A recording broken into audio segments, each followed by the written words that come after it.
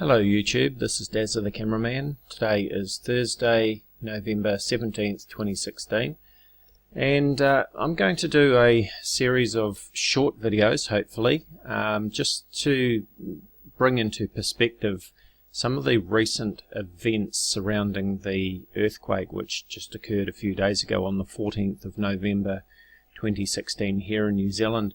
Now, a friend of mine on Facebook just shared this memory from 2 years ago. This was on the 18th of November 2014, and it showed an earthquake which occurred off the East Cape of the North Island of New Zealand, not too far away from where I live. Here is the epicenter of this particular magnitude 6.5 earthquake, and I live around about here in the Bay of Plenty of New Zealand. And this chart here, or this map, is a felt report, so each one of these indicates reports that came in from people around New Zealand who felt this earthquake. I can't remember if I felt this one or not. I was trying to search back through my Facebook posts. I might find it later, but this just sort of prompted me to do the short video to try and put things in perspective. You know, we'll be following up with a series of short videos looking at different aspects of life in New Zealand and our history of earthquakes. New Zealand is basically one long fault line. There is a main fault that runs along the southern Alps of the South Island, and it runs through New Zealand, through the North Island. We've also got a string of volcanoes running through the central plateau here, and there's a rift that goes out through the sea, and we're going to take a look at those in some of the later videos. But that volcanic activity is also the result of the local geology. We've got the Australian plate and the Pacific plate colliding. One is going over the top of the other. I can't remember which one is which offhand, but we'll look into that in a later video. But earthquakes are commonplace in New Zealand, and so now I'm going to take you to another article which I found in the search when I was looking for this event on my Facebook, and it tells an interesting story. This article was posted on the stuff.co.nz website on December 28th, 2014. New Zealand's Year of Earthquakes Animated.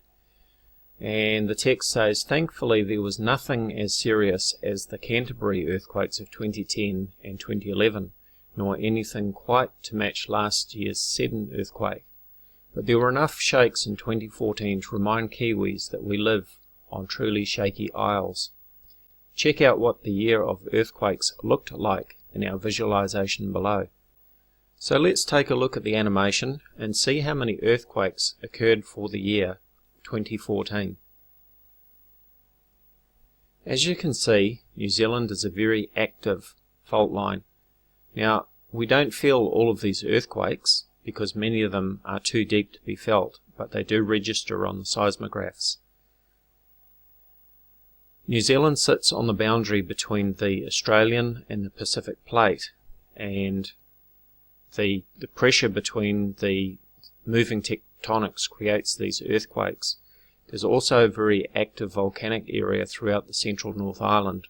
There's a line of volcanoes, and in 1995, for example, we had a major eruption with Mount Ruapehu. So earthquakes in New Zealand are no great surprise when they do happen. Of course, major earthquakes like the one that happened the other day don't happen every day, or every month, or every year.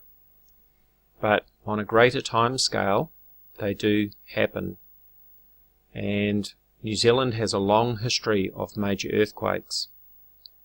It was actually the major earthquake that occurred in Christchurch in 2011, February of 2011, that actually started off my debunking work as a result of predictions that were made by a New Zealand personality, Ken Ring, who said that there was going to be a major earthquake in Christchurch, New Zealand on the 20th of March 2011, which was the date of the supermoon that year. That led me to checking back on the major earthquakes in New Zealand going back to 1843, and I found at that time that there were 28 major earthquakes that had occurred, and I checked the dates of each one of those earthquakes to compare them to the phases of the moon, and according to my research I found that there was no correlation between the full moon or new moon and major earthquakes in New Zealand. And following my publishing of that data, that is where my debunking work started. So that goes back to 2011. So should we blame the 2011 Christchurch earthquake, February 2011, on Nibiru Planet X? I know that some people wanted to blame it on HAARP, but I think the point of this animation shows that New Zealand is a very active geological zone. There are earthquakes going off all of the time, and I'm going to be covering this in further detail in later videos. I'm very tired at the moment, as you can probably hear in my voice. It's been a fairly full-on few days, and I've got a bit of sleep and rest to catch up on. But I hope to follow up with some more videos that hopefully you will find interesting and will be an insight into earthquakes in New Zealand. Thank you for watching.